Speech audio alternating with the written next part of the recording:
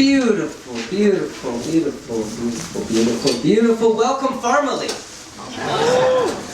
Take a look around. Look at this group of people here.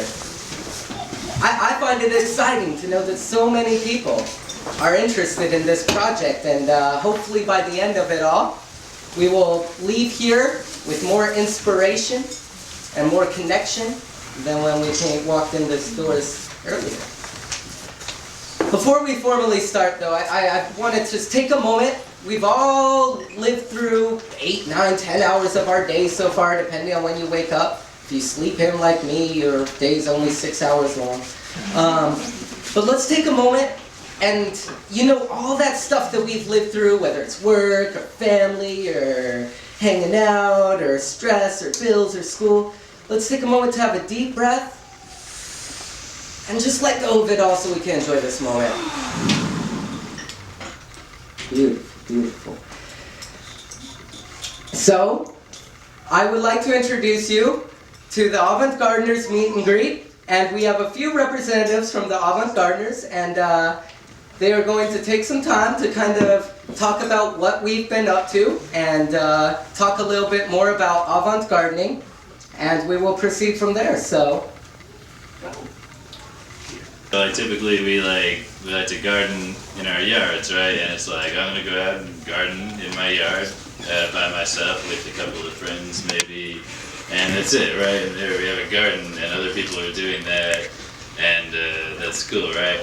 Yeah, it's cool, but what if it was like kind of centrally organized into a collective? There's a central organization, but completely decentralized control. Like the control is all, up to all y'all.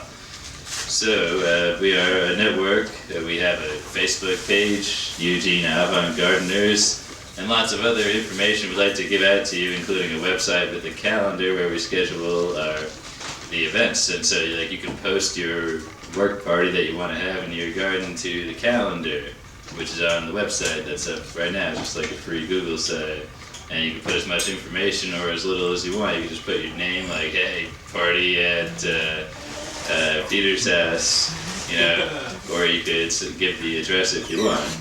And so we can post these things there, or you can go to one of the events on the calendar and meet some people and garden with them. And so it's like going to be the first centrally organized gardening effort that I know of in the city. It's the power of it. We're going to look at our yards not as our own yards anymore, but as the collective land, right? Because I think most of us believe that the land should be held in common, like the natives once held it. Well, it's time we gardened it in common then. So, let me introduce to you my friends here. I was occupying downtown with these guys, Garen and Roman here. And this past December, and we thought, wouldn't it be nice to garden with some people?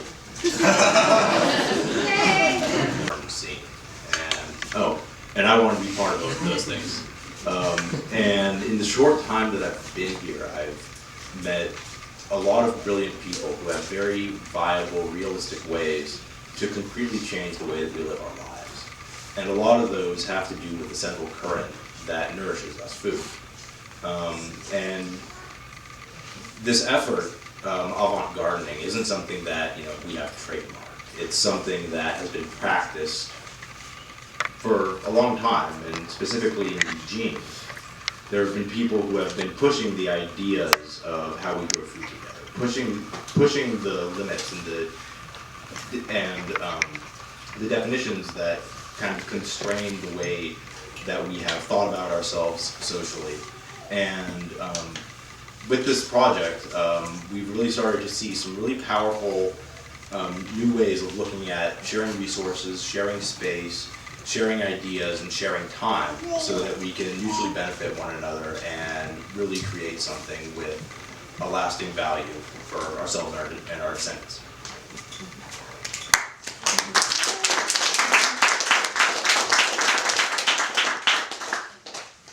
So I'd just like to start by saying that we are not the avant-gardeners.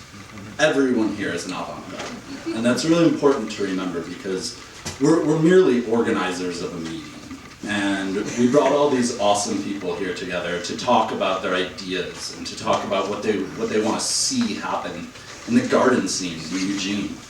And it's really important that we create those connections because we can be so helpful to one another if we just reach out. And there's a number of projects that we've been involved with people opening their yards and their gardens to other families, other individuals, allowing them to grow there.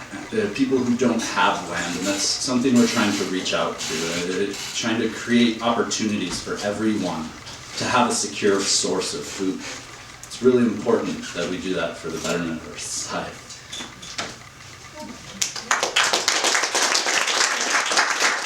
Just going to say a couple things real quick, because they touched on most everything. But basically what I discovered in Eugene in my time here is there's a lot of beautiful people, and I want to be a part of that. I'm from another place, I've done a lot of traveling, and came here knowing that there was some great stuff going on. And I think it's time. Well, it's been time, because the urgency is there. We don't have much alternative. We have to start providing that stuff.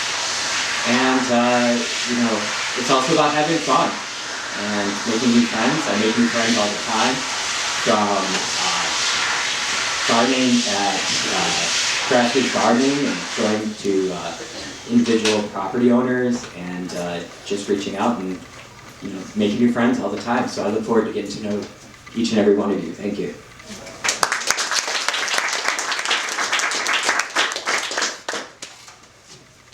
Hi everyone, I'm Karen, for those of you who don't know me already, and I just want to say that this is one of the most exciting projects I've worked on in a long time. I'm coming from Occupy and the activist community, and I've kind of had this thing going on for the last year where it's like I get all involved in Occupy and then it gets like way overwhelming, and then I'm like, I just want to garden. And then I find myself all the time like, what do I want to do? Do I want to garden? Do I want to do activism? Do I want to garden? Do I want to do activism? And woohoo, here we are! It's finally, my worlds have collided in such a beautiful way. So I guess just a few of the things I want to say is like how great it is that gardening is addressing all the issues that we've been talking about. We have economic inequality. Poor people don't have access to high-quality food here. We have food sustainability. We have problems with the government and the FDA, the Monsanto thing. Community. I mean, we live in a world that just does not foster community in a way that, really needs to happen. And, I just think it's so great to be seeing all these things come together all at once. And I want to thank you all so much for being here. And I'm just so excited.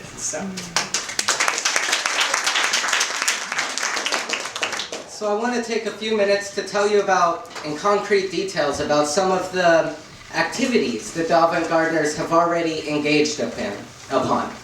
So we got a chunk of land in town on River Road, and it's this normal, traditional home, semi-urban, semi-suburban type of house.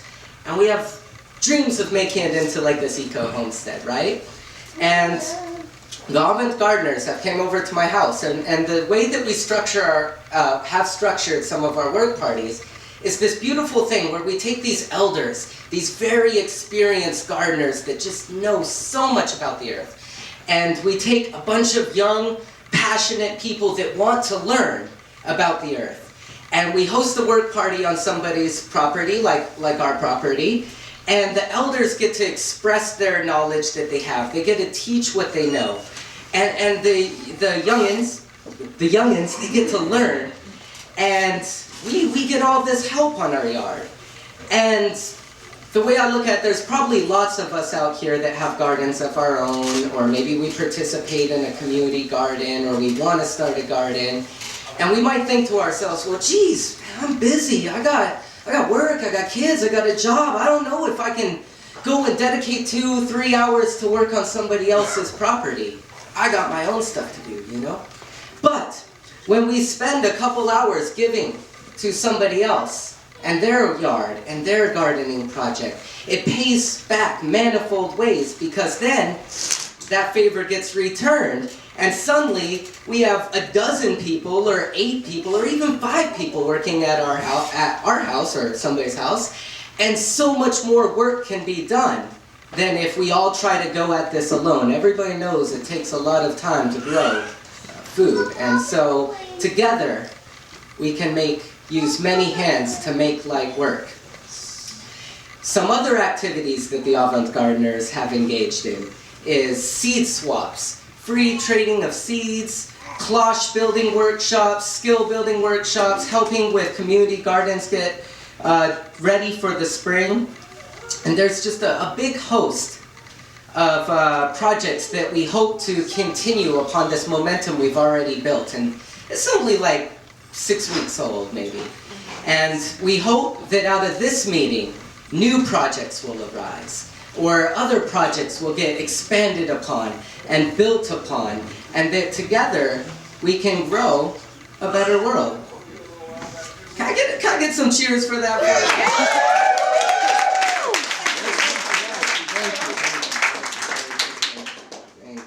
No, I believe in a collective decision-making process.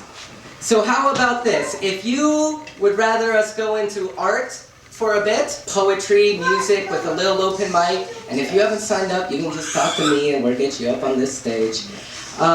Raise your hand now. Okay. Every other. Now, if you would like to talk about a project that you have and open up the open mic in a way in which you can talk about your collective dreams or your project or a way you can be helped out or a skill that you would like to give, if you would want to go into that component now, raise your hand.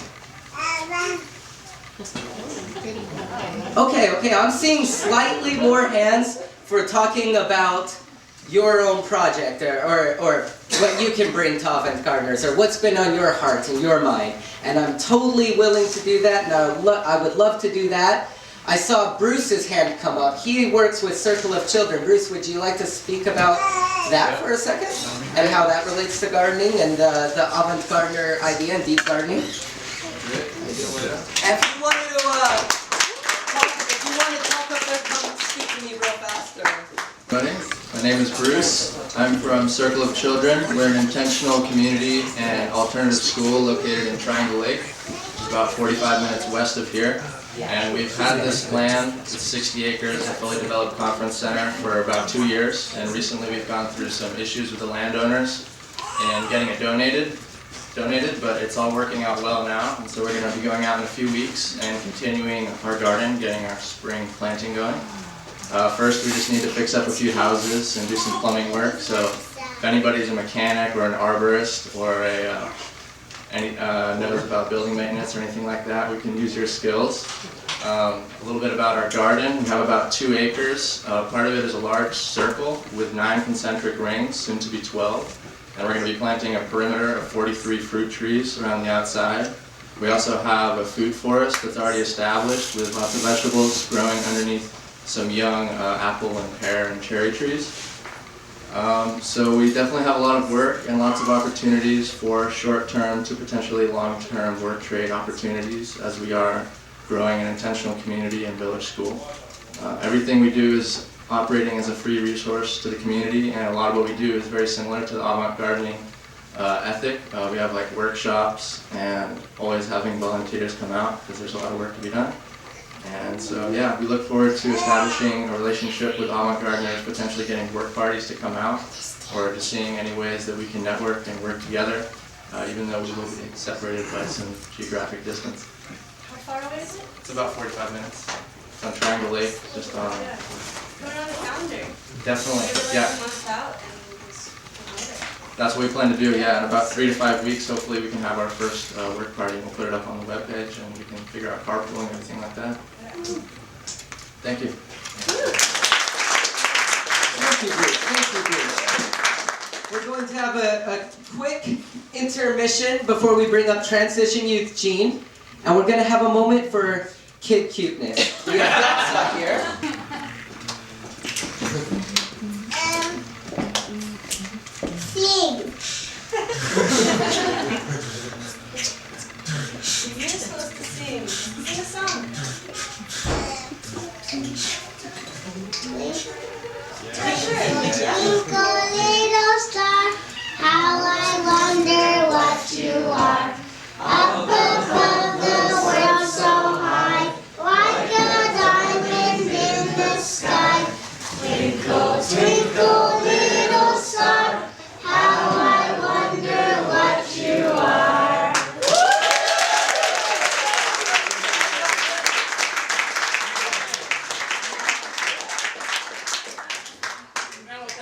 too. not You do can that. stand too. No. Uh, I'm feeling a little nervous having followed that up. Yes, again, we are in a startup group called Transition Eugene through Climate Justice League, which is our environmental action club on campus. We kind of realized recently that we started a similar thing as the avant-gardeners, and then when we found out that you guys had essentially started the same thing at the same time, we were like, whoa, we should probably connect. So that's why we're here today. Yeah. So do you want to talk a little bit about like what we do specifically? I'm Heather, again. Well, right now, we're really in the very beginning stages, and we're hoping to gain a lot of knowledge from you guys today. We've done a couple of practice runs where we've dug up our own beds and planted some pea seeds and all that kind of stuff. But we're trying to connect with the community more because there is kind of a barrier between the university and the community, and we're really trying to break past that. So, yeah, exactly. That's what brings us here today. So if you guys have any knowledge you'd like to share with us, we would completely appreciate it. Yeah, totally. And there's the university community barrier, and also just there seem to be a lot of like age barriers in whenever people try to start up an activism group, and that's so silly. We all have so much that we can learn from each other. So our group wants to help your group, and we hope that your group can help our group too. And yeah, let's all work together and make this happen. Yeah.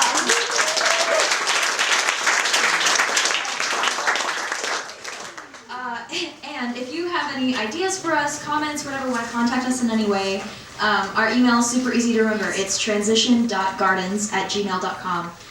So if you're interested in getting involved with what we're doing, or, I don't know, have any information that you think is crucial for us to have, we would love to hear from you, so thanks.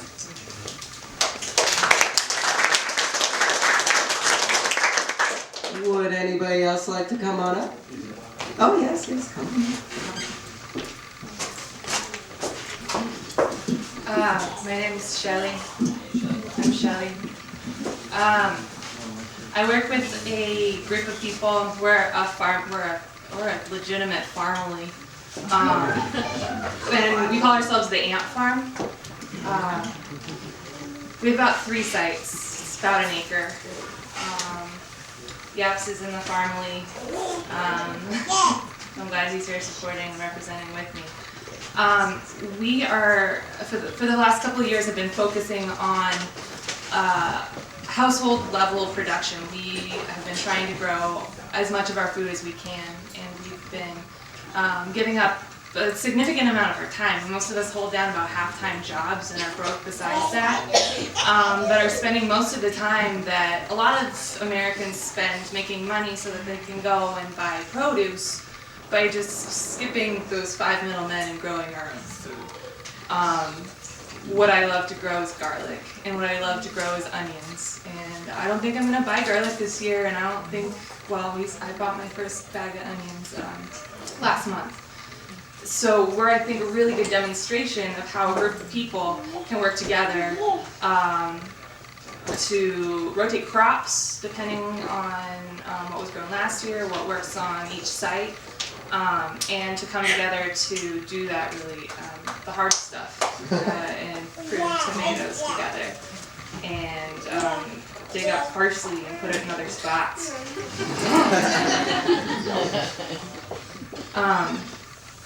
There's 10 of us, there's 3 sites, there's about an acre. We stem basically from the tradition that I grew up at the urban farm on campus. 4 or 5 of us are urban farm instructors, so we have a lot of student energy as well as the kind of desire to learn more about what's going on. We've been really getting into soil testing recently. We learned that we were addicted to chicken shit and are trying to get off it. It's just hard. And so we've been doing soil testing. Calcium, okay, so that's what we need. And so we're learning, we're growing together. We're growing together as a family, we're growing our food. We're literally gonna give birth tomorrow. Not me, but Jenny is. And so we're gonna grow by just one more little sproutlet. It's really inspiring to see my friends grow into housemates, to grow into family members. Claire just moved into a site, and I'm really excited to garden with her. We're kind of in it for the love and the dinner table. I think it's particularly hedonistic, at least our branch of avant-gardening is. Not a lot gets done without a bottle of wine sometimes, but we have a lot of fun, and sometimes it takes a lot of wine to install a garden sometimes. We have been hosting regular work parties, and some of these wonderful fellows have come by, and we love to invite people out and work together, and I'm so inspired to see other people starting up their little pods of avant-gardening. And that's one thing I think that I wanted to bring to this discussion is how these pods of gardeners could work. I think we kind of all agree that there are limits to growth, and it gets a little complicated when the community gets so large. The logistics of organizing can become quite challenging. So, in this growing movement, this budding group of people, I would suggest to just look across the fence and see who's right there, and to find who you love already and trust, and see what you can do with those people that are already in your life. And I think start there and then start to expand, and find something that seems manageable and reasonable, a group of people that can be actively collaborating. And it takes a lot of communication to know who's going to be growing what and who amended what the year previously. So I would recommend that we kind of identify appropriate sizes of groups of people that grow food. We have 10 people. I think that works really well. Somebody's more in charge of, somebody has an excellent greenhouse site. I'm sure Lauren Bilbao's name has come up in your life before. She manages most of our starts. The site where I live has just recently come into our hands, and so I've been working on a lot of site development and prepping the soil so that we can grow our collective winter garden for next year. Somebody else is making sure the garlic that's in the ground right now is being top dressed. And all those details can get really overwhelming if you're too few, and can become lost if you're too many. So I think it's important to figure out what works for you in your life and what you can do and how much of your time you can devote to it. It's spring, and I'm sure a lot of us have also started way too much seed in the past and have planted a garden that's actually way too big for you to manage. And by the midsummer, the fall, you have way too many tomatoes to can and preserve. They rot. I have left tomatoes on my porch to rot and not canned them, given them to anyone, or even saved the seed off of them. So it's not a good feeling, and that's one consideration.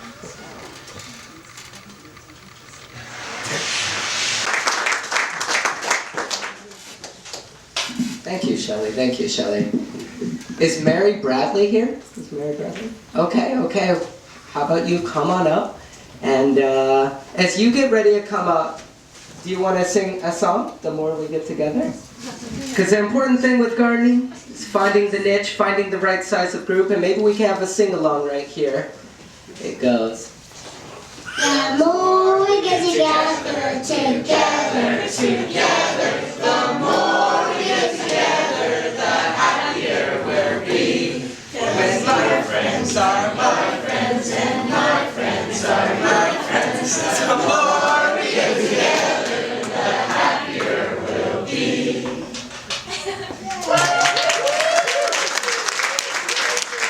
We'll figure it out. Thank you. Here's Mary Bradley. Hi. I feel very honored to get to come and be invited. So, my passion used to be gardening. I still garden well, let's take that back. I don't really garden very much anymore because my new passion is kind of like making family, making community. And so then I just tell them to do it and they do it. Right? Isn't that true, Roman? Pretty much.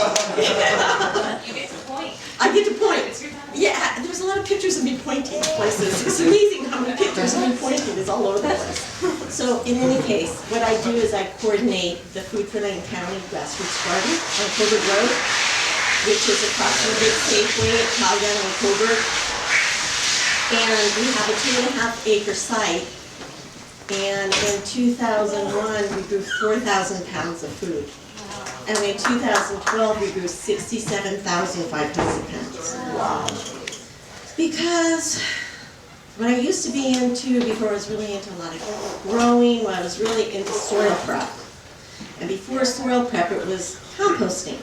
Because I went out to Grassroots originally as a volunteer with OSU Lane County Master Gardener Compost Specialist. And I was just supposed to reactivate the compost site and reinitiate communication with Pete, who was the coordinator at the time, and get Master Gardeners back out to the site.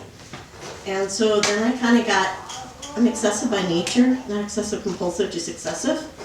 So I put in like 800 hours that year doing compost research and experimentation, because the stuff I was taught in Master Gardener class didn't really work out, so I had to kind of figure out how to make it work. And then as I made it work, then more people want to come out and say, how did you do that?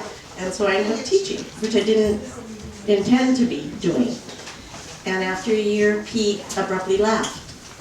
And we were all going, oh, what's going to happen to the garden? What's going to happen to the garden? And the long and short of it is, I started coordinating. And so I know how to make really good dirt. And I had to look, I've gardened in community gardens in Eugene, whether it be the Matthews Garden or Amazon, for like 25 some years. But this was a whole different thing. This was growing with people coming in that didn't know what gardening was. And they were just showing up because they needed to do community service to graduate from high school, or maybe they were asked by the courts to come and repay something by coming to the garden, or it was a corporate group, or a church group, or a fourth grade group from Catholic school. So people would just show up, or there are people here that I've worked with that have come in and work with me. And so like Jennifer, like Sebastian and Dimitri were little, and now she says they're big, but they used to come out and hang out with me. So lots of people in Eugene know me just because they've come through the garden and we got to connect. And what I tell people is, when people work together and eat together, community becomes family. And so at Grassroots, we grow food for those in need in the community, and it gets distributed through Food for Lane County. We teach people to grow the food. We actively teach them to teach others. So we have a little game at the garden, and you guys are going to come into it real soon because soil prep, soil amendments are coming. So we teach people by asking leading questions and getting them to draw the knowledge out of their brains. And then we get them used to speaking it. Because it's one thing to do it and then know it yourself. It's another thing to be able to explain it to someone else. And for me, the hardest part of teaching was hearing my voice hang out in space.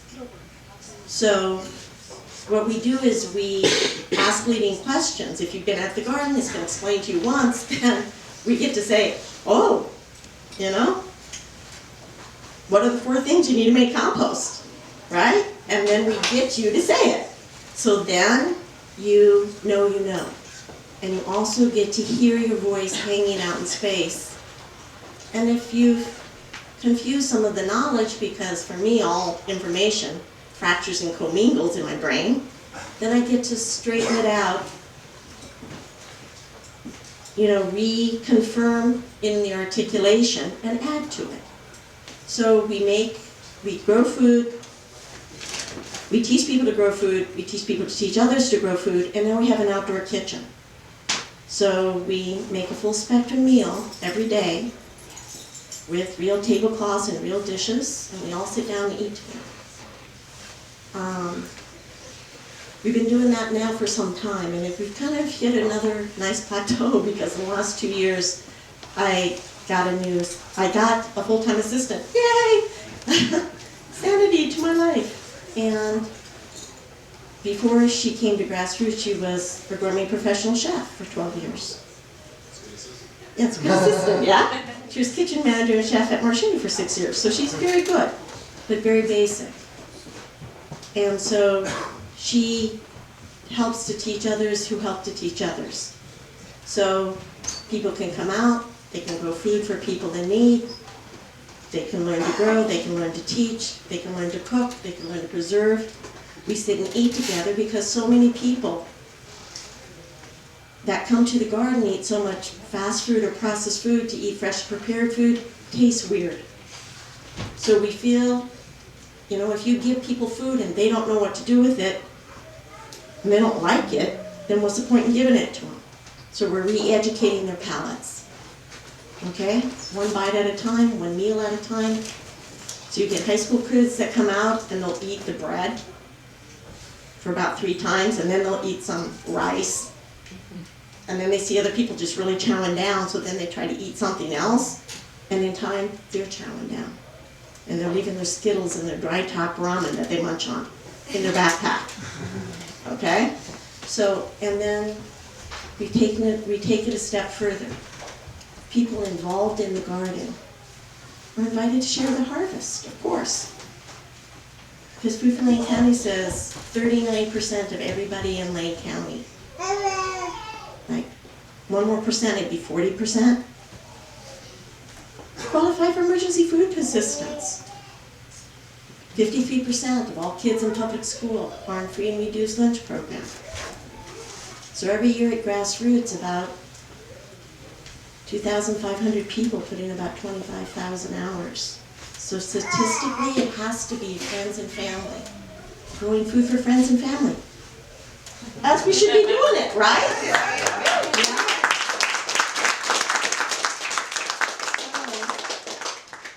When people come to the garden, they're invited to share the harvest. And now the latest project we've been working on this last year, and by the end of this term, we're hoping to be ready to launch it.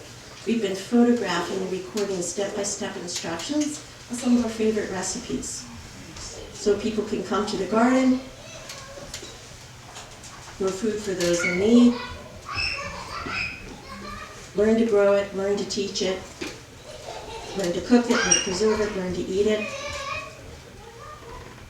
Take food home, flip up the website, pull down the recipes, make it themselves, and pass it on to friends and family. Probably the most significant thing that happens at Grassroots, though, isn't really the food. We learn from each other. And what we learn is how to get along, how to work together, how to honor and appreciate each other, how to see each other's abilities. And I tell people, our abilities define our task, and our strengths define our tasks, okay? Our strengths define our tasks, and our weaknesses is where we dovetail with somebody else. So everybody has gifts, everybody has abilities, and we get to set the tone. Not only for the garden, but for people then to pick up that tone and take it to the outer world. So it's sort of like we inadvertently grow 55 to 65,000 pounds of food while we're hanging out with our friends, waiting to have lunch. And lunch is good.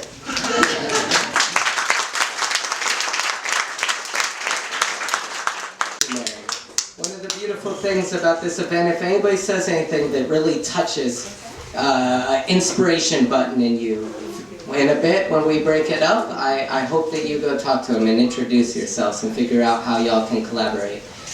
Next up, I would like to bring up Jan Spencer.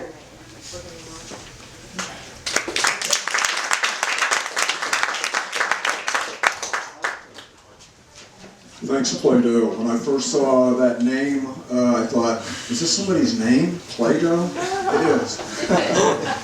There's been a lot happen in this space. I haven't been up here in at Growers for a long time, but right here there used to be this, there's the big round table right there.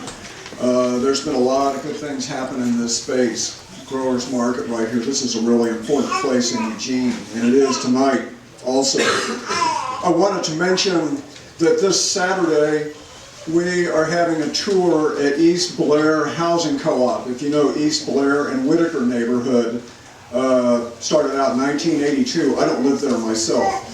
But one of the most interesting things about East Blair is that the co-op has jurisdiction over 5 properties. There's 22 residences and 50 or 60 people who live there. So what they can do is they can coordinate the land use on those 5 properties instead of just one property kind of doing what they want to do. These are 5 properties that are coordinated, so you have dense residential over here in the townhomes, and over here there's a big backyard, you know, with garden space over here. So there are a couple places at East Blair where the parking lot's been taken out and that's been turned into garden, you know. Some really So this is kind of a model. You don't need to be a housing co-op to do this kind of stuff. If people can get it together with their neighbors, the neighbors can do this kind of thing. There's something called block planning that the city of Eugene actually recognizes, called block planning. And that's something that we're going to explain on Saturday. We're going to walk around East Blair. There's some bits and pieces of permaculture at East Blair, some really interesting features that could be as models, you know, for other places around town. So East Blair can provide something of a already example of what other people can do with their neighbors. And I live in River Road, and some of these things are happening in my neighborhood. Some places fences are down, you know, people are taking fences down because there's people who think like that, you know, who live next door. So I would really invite people to come to East Blair. That's going to be 1 until 3 at East Blair. That's in Whitaker neighborhood. We're going to meet at the community house, which is on the alley between 5th Street and 4th Street. If you know where East Blair, you can find that easily enough. I also wanted to mention that the idea of collaborating with existing entities is really important. You know, Mary, just here, if you haven't been to Grassroots Garden, wow, I wish my soil looked like that, and her garden's way bigger than mine. But that's church property, you know, that's owned by the Episcopal Church of Oregon, and they've made this space available. There's space around town that's available. There's City of Eugene. Anybody live in Friendly Neighborhood? Friendly Neighborhood, there's a place called Common Ground Garden. And if you don't know Common Ground Garden, this was a city right-of-way.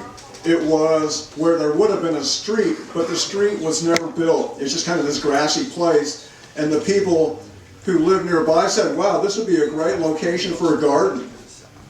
They went to the city, and the city said, oh, that's a nice idea. Here's kind of what you need to do. You need to fulfill these, kind of like check out with your neighbors, and if they're okay with it, we'll work with you. That was like 5 years ago, and there's this awesome garden there that used to be a grassy right-of-way. It would have been a street. The city said, don't build anything permanent because maybe it still becomes a street. But I think if you're like me, you're kind of hoping we've reached peak automobiles and peak street highway construction, you know. I think we've got enough of that stuff right now. So that's a great example. There's another program the city of Eugene has called Park Stewards. And the city will help organize work parties and even bring tools and munchies to do work on city property. In my neighborhood, along the Greenway, there's a 65-tree filbert grove that's on community public property, and we work with the city of Eugene restoring this filbert grove. I picked 50 pounds worth of filberts this past fall. Claire spent a little time there. James has spent a little bit of time there. Brings people together. You know, this is increasing, improving local food security, and we do this with a city program. A city truck comes out there with a city employee, Lorna Baldwin, and she's tuned into all of this stuff. Brings the tools, brings the lemonade. This kind of collaboration is available all over town. There's opportunities on public property to reclaim more of the commons. The city can't take care of all this stuff. It leaves an opening for citizen activism to kind of fill in the void a little bit. These are great opportunities. One final item I want to mention in terms of a city entity that would be great to become involved with. The city of Eugene has a neighborhood program. Most neighborhoods have a neighborhood association, and they meet maybe once a month or once every 2.5 months. You can go to these meetings, you can join your neighborhood association, you can run for the board, and you can start steering the neighborhood's agenda in a green direction. Enough people, and this is an awesome, latent kind of an opportunity. And there's great resources available, like communication with the neighborhood. We had a newsletter go out, a little paper in River Road, talked about permaculture and turning front yards into gardens and school gardens and beekeeping. That went out to 6,000 addresses in my neighborhood. So if you become engaged with your neighborhood associations, you can become, run for the board. It takes a little bit of time to get on with this, but that's a whole other entity that's there, wasn't really intended, to be used as a tool for regime change, but it can be used that way. And I think that's all what we want, is really regime change, don't we? We kind of want regime change. For sale, and he really needs help this time of year. They give the opportunity for interns who need a little boost. To work there in the summer, they actually get paid, they learn how to handle money, how to grow food, how to deal with the whole thing of farming. And but this time of year he doesn't have much, and of course there's lots of damage for all of us during the snow times. Volunteers are needed particularly on Wednesday, Friday, and Saturdays. And I think the couple of us have talked about going out on Wednesdays as avant-gardeners to give a hand. But that's a whole different way of doing things because it's farming. So if you want to increase your knowledge, and they send so much food out to the community. If you work for a couple of hours, they'll give you what food you need for you and your family. And their prices are great too for the weekend. They have a Saturday at the farm and Thursday at that new hospital where they sell fresh veggies too. So they weren't represented, so I thought, thanks, Ann.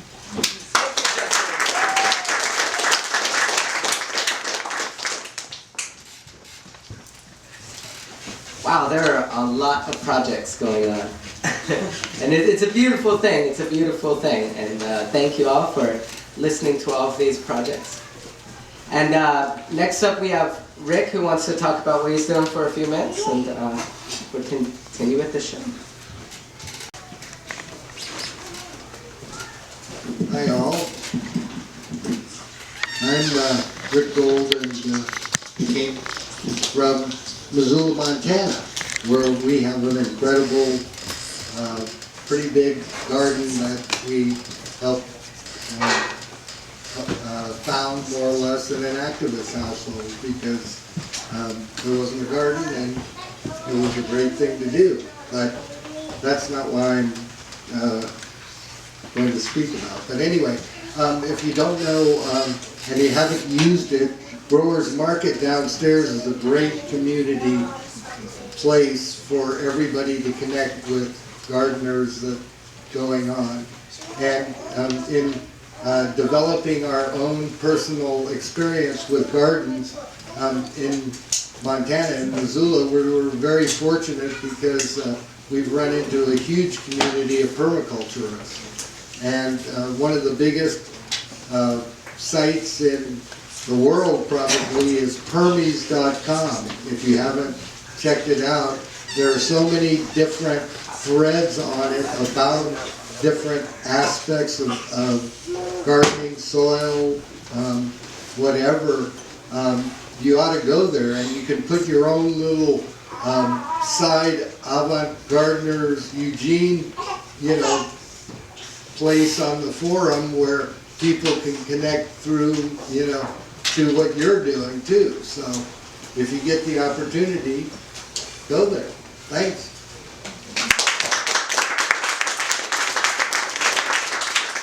Thank you, Rick, for bringing up yet another resource in our community. Benjamin, would you like to come up for a second? So nice to see all your beautiful faces here. I'm not a gardener. I am a software developer and a community organizer and a social activist. And basically what I do is build gift economy through the internet. I'm sure a lot of you here know what gift economy is, but for those that don't, gift economy is what we had before money. So before money, we knew who was in our community, what area was contributing, and we shared with them because we knew that they were helping our neighbors and our friends and our family. So, the problem with gift economy by itself, or at least historically, has been that it's hard to coordinate economic activity with people we don't know, and that's why we developed money. But as we know, money has a lot of problems with it, and not the least of which is the fact that it's backed by debt and keeps half of our population in debt servitude, and the fact that it's anonymous, so we don't really know what it is we're supporting when we support somebody that gives us money for whatever it is that we do. So basically I create a social network for gift economy because really there are more than enough resources for all of us to live like kings and queens. Like, there are plenty of resources in this planet for all of us to live like kings and queens. The problem is that we don't share it very well. And part of that reason is because we rely on money to give us permission to share with each other, which I think is a old concept that we need to learn to go beyond. So the social network I created with a friend, and actually with a few friends now, it's called Kindista, which means one practices kindness. And you can post offers and requests, and all those offers and requests are categorized so you can find whatever it is that you need: skill sharing, tool sharing, house sharing, food sharing, child care sharing, all kinds of things that we should share to really live abundantly together as a community. And the currency through the network is statements of gratitude. So when you do something that people appreciate, that benefits other people in the community or the environment or the world at large, people can post statements of gratitude about you through the site, and that lets other people know that you're safe and trustworthy to share with, that you're contributing to the community in your own way. So if you want to check that out, it's kindista.org, also .net.com, but kindista.org is where you'll be redirected. There's a group profile page already for the avant-gardeners that you can join if you're actively participating in the avant-gardeners. If you create a personal profile, you can also create a group profile for any project or endeavor that you're part of. So there's a lot of great projects here. You can create group profiles to attract resources for that group as a whole, and also if you're using an individual as part of that group. If you got any questions about it, please let me know on the break. All right, thanks, y'all.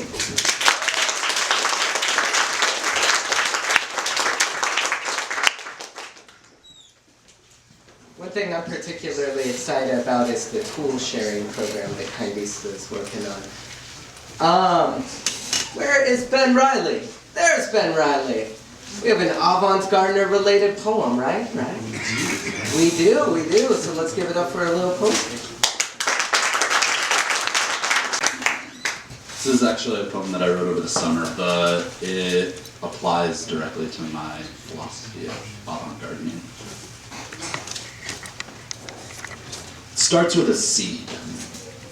Grow, water, grow, water, grow, harvest, repeat. The cycle does not work without water. The seed does not grow without care. The hot, dry air deters both caretaker and seed, but they must overcome. For what remains if they don't? Brown, crumbly leaves, nothing to harvest today. You drop the ball. We drop the ball. But wait, there's a live one. From the ruins comes life in the form of a ripe tomato. Save seed, re-sow, grow. Water, grow. Water, grow. Harvest. Repeat. This time we beat the heat. This time we care. We smile as the fruits of our labor ripen. Watermelon and cantaloupe, kale, broccoli, cherries, cherries. And not just one, but a bushel of ripe tomatoes. Tonight we feast. We toast our resiliency, but we do so without ego. For tomorrow the cycle starts again. Grow, water, grow, water, grow. Harvest, repeat. This time the movement takes shape. As our seed collection grows, so too does our community.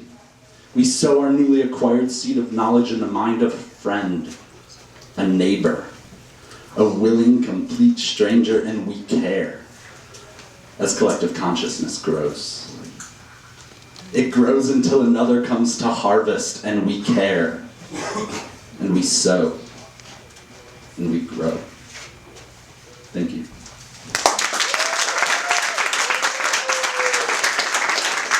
All right. We have another request for a kid cuteness moment. This one actually comes from my daughter, and she wants to sing this song. She sings all the time around our house. I apologize in advance because it'll probably be stuck in your head for like an hour or 4 days. So here we go. Well, this is a song that my choir teacher taught us. Like, we do warm-ups for singing, and my choir teacher always wants us to sing the song like around the house to like warm up our voices. So, okay.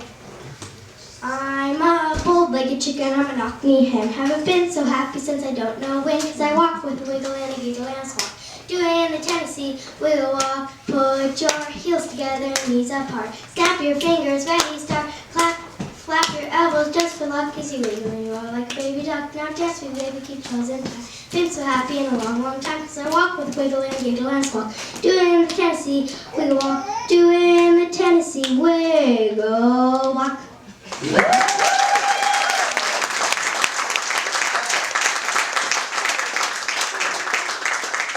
are going to have some more speeches and more projects, but we want to kind of mix it up, throw a few poems, a few songs in the middle, and, you know, mix the flow up. And so we got John, who's going to do...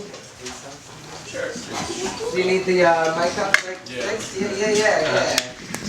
Thanks, Gelflin, for setting such a high standard. Is that loud or should I plug in a guitar? Like, I can't tell. Okay. So one of the things I love about this group and the crazy people that got it started is that they're very infectious with their enthusiasm. So like a month ago, I was also infectious with the enthusiasm when I told them I'd play here. I've never sang to a mic before, so if it sounds really bad, I apologize. I'm just going to give it a shot. But I've been really excited about this group and what this group has been doing. And I've just been curious about where we're going to take it, what we're going to do with it in other places. Which has nothing to do with the songs I'm about to play, they're just some Bob Dylan covers. But I just thought I should tie it in because that's why we're here. So, cool. My name's John. Thanks for coming. This has been a lovely evening and hope to meet more of you before it's over.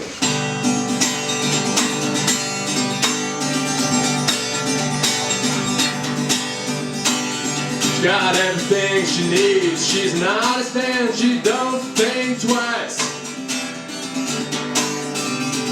Got everything she needs. She's an honest and she don't think twice.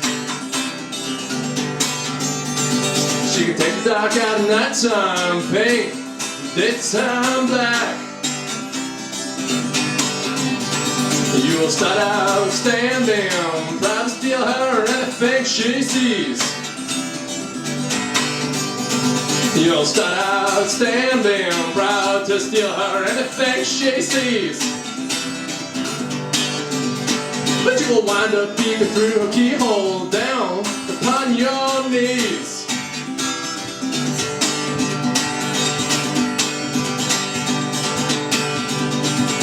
Oh shit.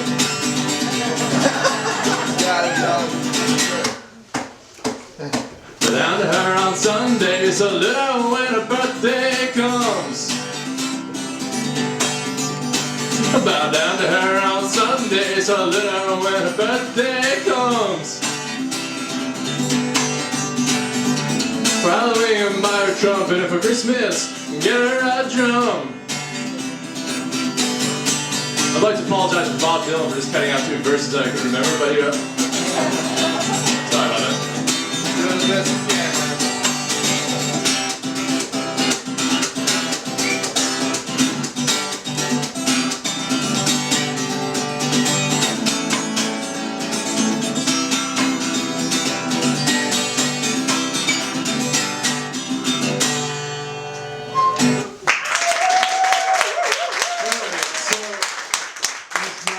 Still with us, so I haven't violated his memory. And the sad thing, I've only come to really love Bob Dylan the last few years. The first time I ever saw a Bob Dylan album was for sale in a Victoria's Secret, which might have been the saddest way to introduce his music, but I've come full circle. He's a beautiful artist. There's been a lot of people that continue the mantra of get a job that drive by. And so this next song is for that. I think Ben might be trying to... Okay, never mind. So anyway, this is for that. I ain't gonna work on Maggie's farm no more. I ain't gonna work on Maggie's farm no more. I wake up in the morning, fold my hands and pray for rain. Got a head full of ideas that are driving me insane. And it's a shame the way she makes me scrub the floor. I ain't gonna work on Maggie's farm no more. Ain't gonna work for Maggie's brother no more. Ain't gonna work for Maggie's brother no more. He'll give you a nickel, he'll give you a dime. He'll ask you with a grin if you're having a good time, and then he'll find you every time you slam the door. Ain't gonna work for Maggie's brother no more.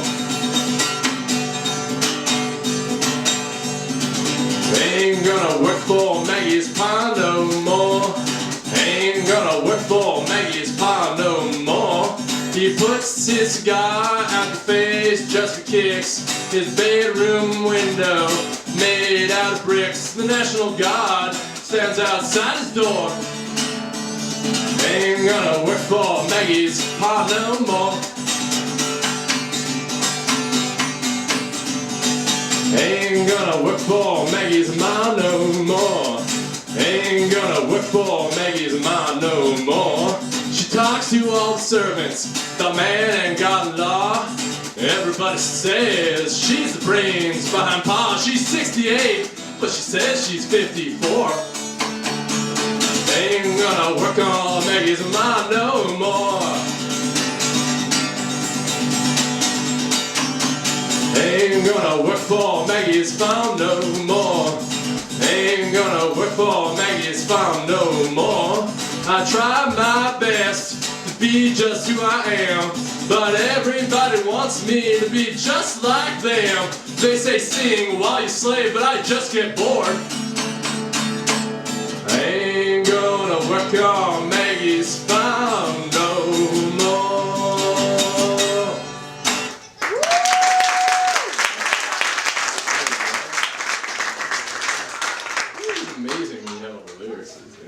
Thank again everyone for coming tonight. It's been a long couple of years since I met many of you. through Occupy and got to know many of you afterwards. And this has been an incredibly exciting thing to be a part of, and watching the way people are responding to it, growing from it, and the ideas. I mean, I'm an ideas person, I'm watching the way that they're tying into the soil, into the ground, and something really beautiful is happening. So it's really an honor to be involved with that. So yeah, thanks again, and hope to get to know y'all better.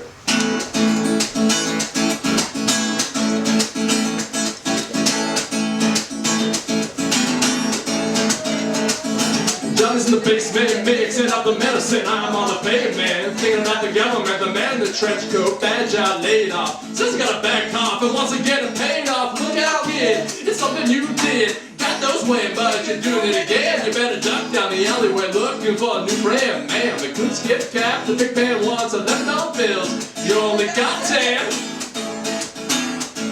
Man comes Fleetfoot, face full of black soot, talking that the heat put the plants in the bed, but the phone snapped anyway. Meg says it man, they say they must bust it early May. Orders from the DA, look out kid, no matter what you did, walk on tiptoes, don't try no doze. Better stay away from those that carry around the fire hose, keep a clean nose, watch the plain clothes, you don't need a weatherman to know which way the wind blows.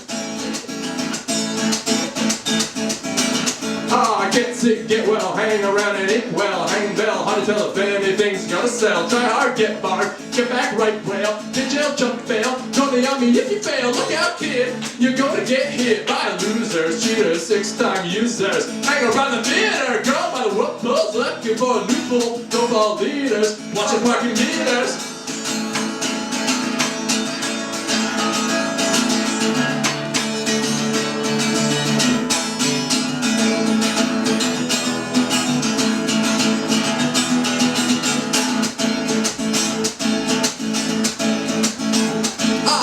Warm, short pants, romance, learn dance, get dressed, try to be a success. Please her, please him, buy gifts, don't steal, don't live. 20 years of schooling and they put you on the day shift. Look out kid, they keep it all hid. Better duck down a manhole, light yourself a candle. Don't wear sandals, try and avoid the scandals. Don't wanna be a bum, you better chew gum. The pumps don't work cause the vandals took the handles.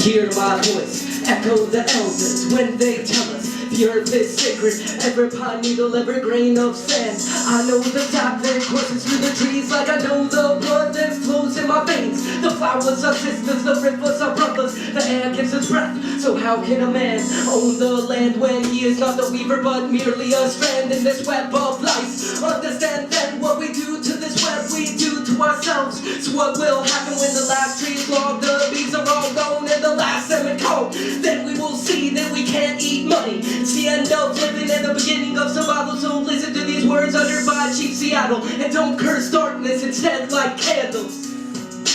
We don't curse the darkness, instead we light candles. So if you feel this, then please just light a candle. If you feel this, then please just light a candle.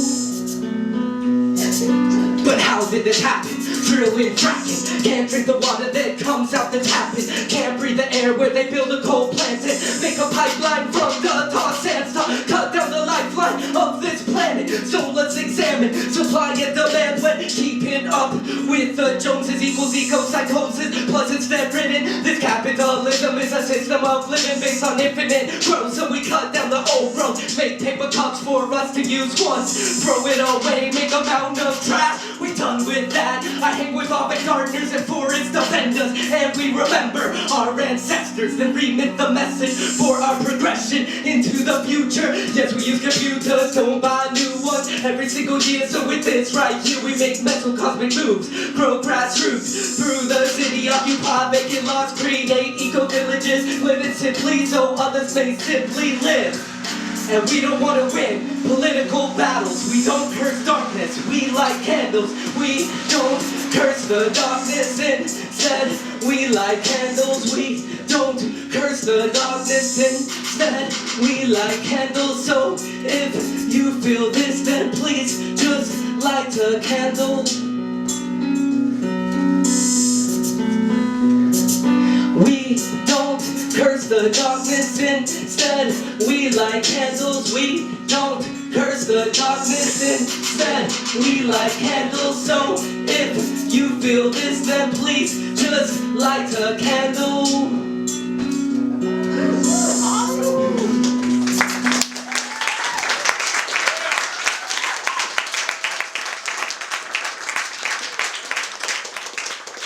I don't want to take up too much time. Would y'all want another rap song? Or me to just do a spoken word poem? What do y'all think? Just say something out. What you want? What do you want? Spoken word. I'll do a poem then. Yeah. It's probably best. There's a women's group in the back, pregnant women, so please make sure we always keep a path back there for them. And I don't want to be yelling about revolution too much, trying to interrupt the women. I love technology. It's flat out true. Like, I'm fingers in the dirt, earthy guy, but ever since a little kid, I have just loved technology. And I love my smartphone. I have been able to make friends all over the planet on my phone. And I chat with them all the time. And sometimes I'll be chatting with a friend in Spain and we'll be talking about cool stuff going on. My family will be in the same room as me. And they'll be like, Jason, and I'll be like, yeah, I hear you, I know what you're saying. I don't know what they're saying. I'm chatting away, and they're like, hey, blah, blah, blah. That's my woman's voice, by the way. I'll be like, yeah, baby, it's all good. Little do I know, I just agreed to clean my toilets. I don't want to clean the toilets. I have to say sorry, baby. I wasn't paying attention. I was instant messaging, multitasking, traveling on my smartphone, my spaceship, searching Google Earth, seeing craters carved in the face of our creator by nuclear bombs, and I was thinking, civilization must be playing Russian roulette. Like, it's a brave new world, see? This is the age of digital dollars and radioactive rainbows, stem cells and cell phones, bionic limbs and genetically modified potatoes. Think, thousands of years we spent Romans struggling, rubbing sticks to stones to create fire. Now I send my warm home with a microwave, one button away from my lazy desire, where the cost of this convenience is oil spilled in an ocean named after Atlantis, a mythological city destroyed when their people couldn't handle their technological advances. See, this is the age of the absurd, where thousands of dead birds or dead bees can get cried from the sky, and in the worldwide whirlwind every day I read on the newspaper headlines about the disaster is coming and happening faster and faster, so it seems like I'm reading about another town in a drought or a flood or an earthquake or a tsunami until I have to stop and think, oh my God, all of those people, all of that life, all of those animals, all of the plants, all of that suffering is real. Let's sit with that for a second. It's happening right now. People are suffering. But I can't think about that too long. I mean, I'm struggling to pay my own bills. I'm in this run-of-the-mill, and that's like a rat race, and I feel like that's a treadmill, so I'm just running in place. After a long, hot day, I just want to escape and space out through some Chinese food and Hulu.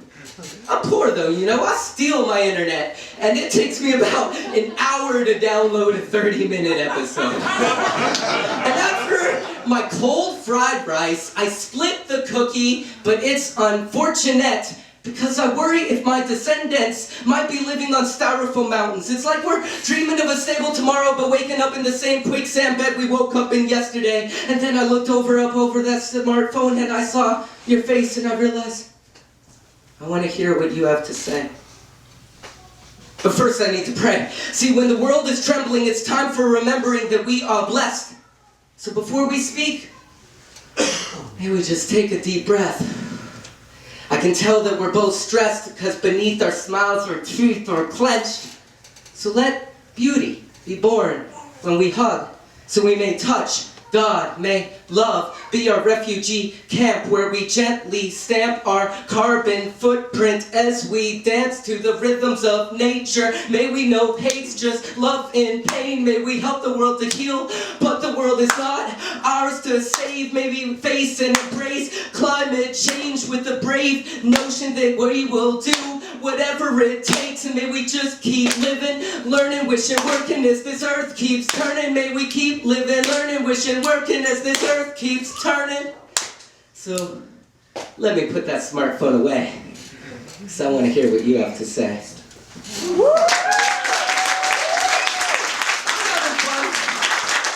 having fun. I kind of want to perform it more, but I realize it's best to pass it on. So I want to bring up a delightful speaker with a delightful English accent to talk about the philosophy and the ethos, a little bit about the history of avant-gardening. His name's Nick, and he's on his way.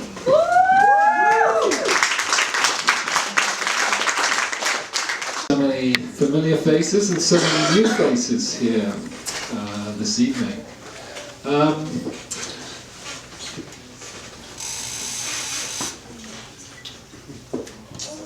I've written for English gardening publications, and since I've been in the States, not since I was in England. In England I was living a very different life. And what I found was that there's nothing you can teach the English about raising roses or about raising carrots.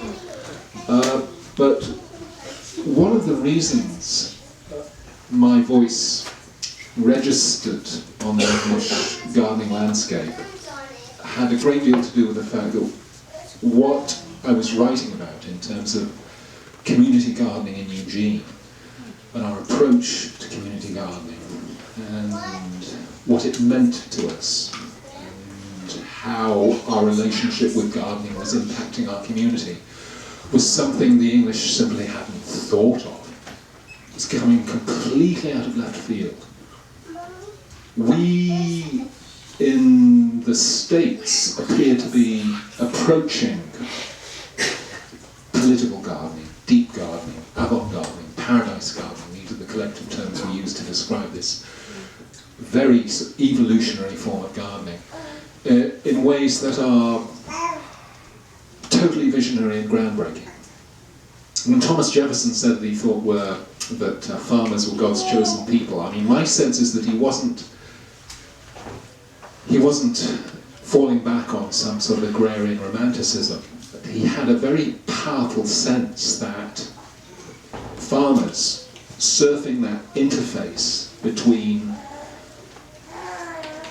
the spirit of Gaia, to use a religious term, or the Gaian impulse, or that red-blooded and green-blooded dynamic, that interface, that dance, or in scientific terms you might say, settling into the co-evolutionary impulse, where you stand, with what you have,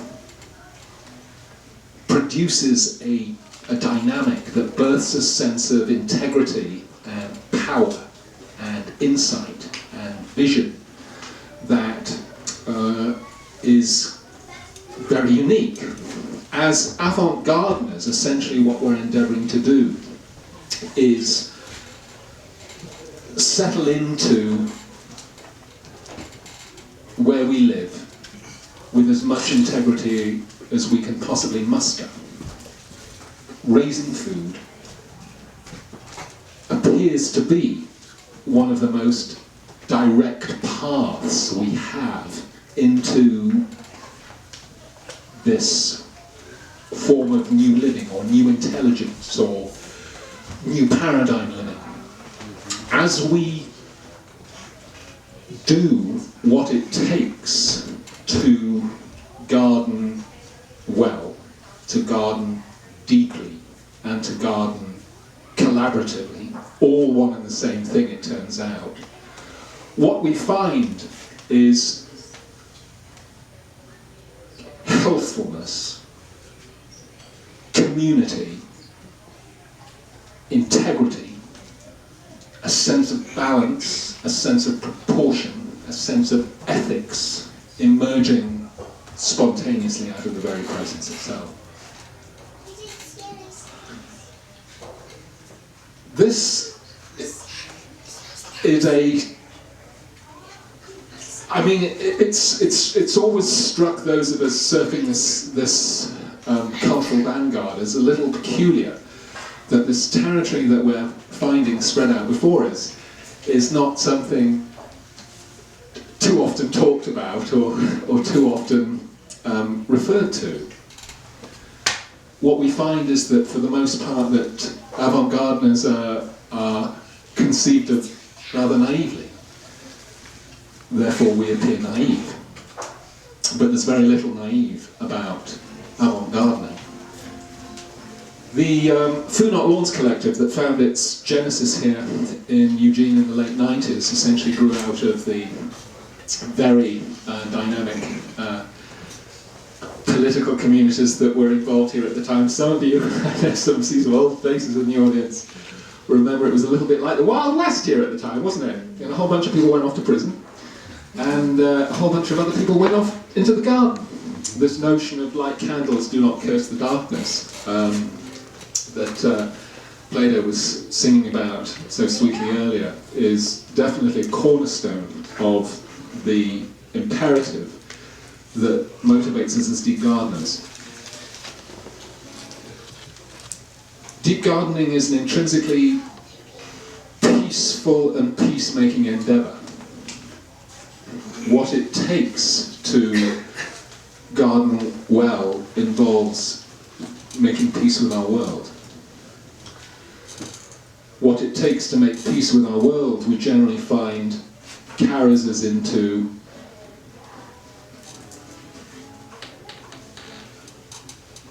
a mode of living in a culture that's profoundly life-affirming and optimistic, and that seems deeply hopeful. This afternoon I was up at the USDA's pear germplasm repository in Corvallis with a small team collecting propagation material for our propagation exchange that takes place next month. The USDA's pear repository in Corvallis is the most diverse collection of pear germplasm on the face of the planet. And we've been getting in there for a number of years now to pull out these remarkable varieties that you can't get hold of anywhere else. And I took an opportunity whilst my team was sort of processing the material that we pulled out there to have a little conversation with the woman who runs the USDA repository up there, Kim Hummer, who's not only the big USDA muckety-muck up there, but is also a pillar of the International Society of Horticultural Scientists, I think it's called. Basically, it's where all the big wig plant scientists in the world talk and gather and discuss every major food crop in the world, and so on and so forth. And took the opportunity to basically check in with her and say, all right, Kim, what's going on in your world right now? And what was so profoundly striking to me is here's this character who is totally dialed in to the global interface of agriculture, research and education. How bleak the picture looked to her. All the systems and attitudes and to a degree sensibilities that have sustained a coherent institutional approach up until now are crashing. and to listen to her, to listen to the litany of woes, and to listen to her describe the current global agriculture scene and the holistic nature of the problems, the systemic totality of every single issue, adding up to a monumental dissonance, made me feel a little sad for her. Because what I was aware of is that from her perspective and from her role and from her paradigm, things looked extremely dire indeed. Sitting at her desk with her and speaking from the perspective of the local and the grassroots and the communal and the personal, things looked very different indeed. What I was keenly aware of is, as I was sitting there, was that my approach, our approach to creating a sustainable and healthy culture feels coherent. It's working. Our ability to address the challenges of climate change at the local level, which we're dealing with on a hands-on basis all the time, seem to be functional, and they make sense, and they're working. Our ability to vision a world not swept up in the insanity of corporate madness at the local level, we're making it happen. It's working. It's coming together. The power, I think, essentially of avant-gardening is that it represents this core activity, this sort of, like this root cultural mantra that allows us to coalesce around a foundational archetype at the heart of our world that allows us to come together as individuals and as a community around something that is necessary, healthful, positive, hopeful, and fundamentally pragmatic. That, I think, is the essential message of what it is to be an avant-gardener. We're doing the right thing right now, and in a world that is essentially tumbling and crashing, it's working. Deep gardening is an activity that works for individuals. You also sit here for about an hour and a half listening to people speak, and I thank you so much.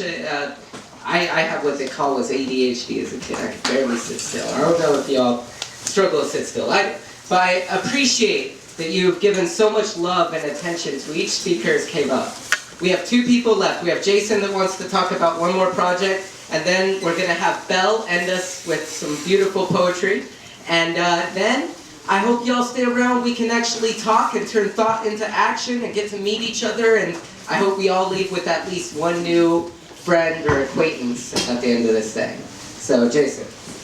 Project that's about embracing the power of our creativity and how the creative potential within everyone is going to be a huge part of being a catalyst in everything that we're doing together. And I think that one of the most basic ideas that I've had that's been really inspiring to me within the avant-gardening community actually draws inspiration from Circle of Children, where when we were working in the garden, sometimes we would have musicians playing.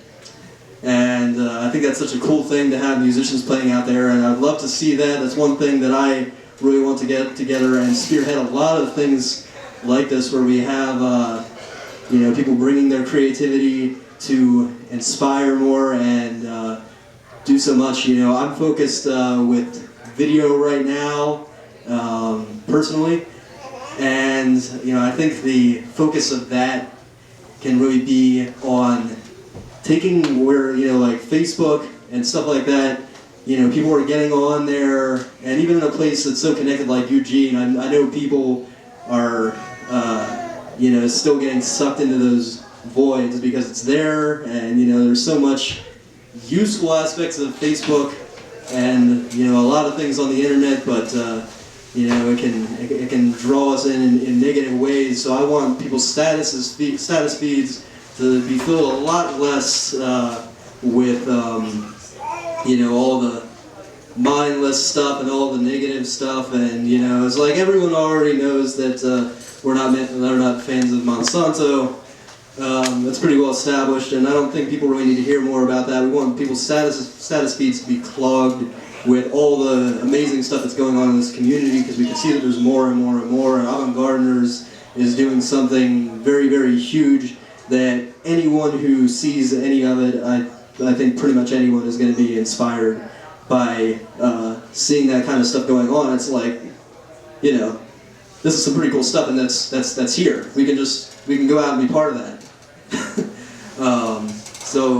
I think there's endless ways that anyone who considers themselves a creative mind can come together and put their ideas and their inspiration into whether it be video or music, going out and playing at a work party, or contributing music to a video or making a video, creating graphic stuff, whatever it may be, and exploring the different ways that we can tie the community together. And we'll have some pretty cool stuff up on the YouTube channel that people will get to see, and we can develop the ideas more and more. So anyone who's inspired to be part of that kind of thing, we can definitely talk about it. And I'm sure that as everything moves forward, people will be inspired to get involved with whatever aspect they want to, whether it just be getting their hands in the earth or it be doing something artistic.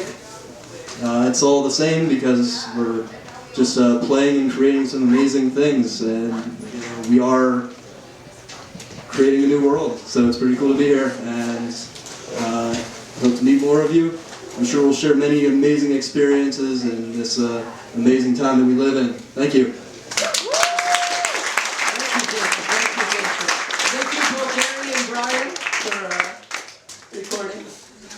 Bella, how about you close us out with some nice words of inspiration? I only have one. It's because I'm late. I was writing a poem. It's a good excuse. Thanks. I'm very excited to be here.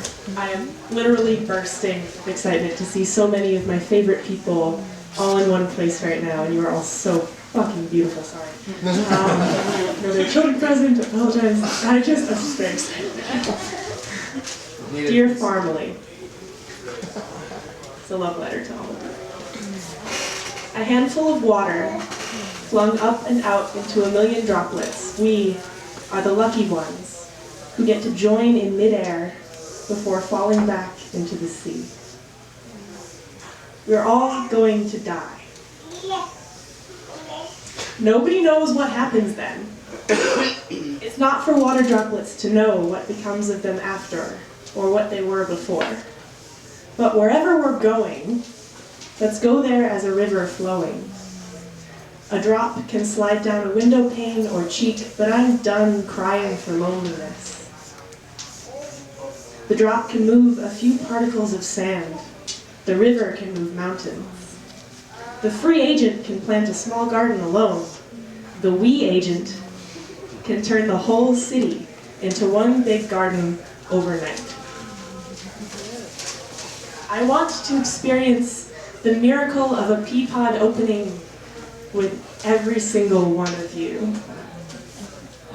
The weather can't stop us if we are the weather. The only way to be free is to bind ourselves together as sisters and brothers, and we can rebuild Eden by simply enjoying each other. Thank you,